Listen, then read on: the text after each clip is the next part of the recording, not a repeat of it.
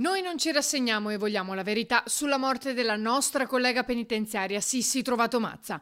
A sostenerlo è il segretario generale dell'SPP, il sindacato di polizia penitenziaria Aldo Di Giacomo, che annuncia una manifestazione giovedì alle 10 a Roma davanti alla sede del DAP. Noi siamo alla ricerca della verità, qualunque essa sia.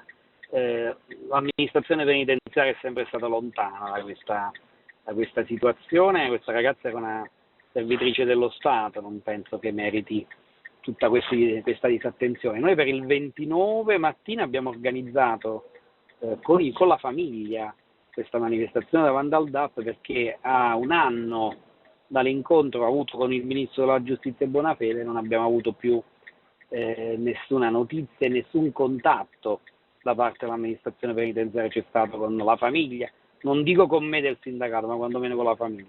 Sono trascorsi oltre 2 anni da quando Sissi è stata ritrovata in ospedale a Venezia con una ferita alla testa. La famiglia ha sempre chiesto chiarezza, ma non è ancora accaduto nulla. Il PM aveva archiviato l'inchiesta sul tentato omicidio, rigettata dal GIP dopo l'opposizione della famiglia. Troppi i punti interrogativi su cui si vuole fare chiarezza.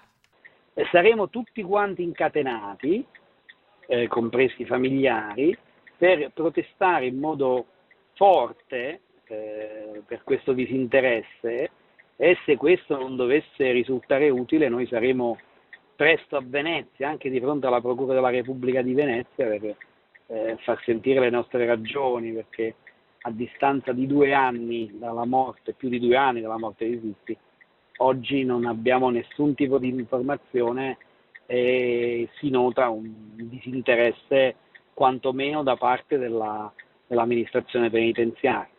Io penso che la famiglia abbia diritto di sapere, qualunque sia la verità, ha diritto di saperlo. Noi saremo vicini alla famiglia fin quando questo non si verificherà.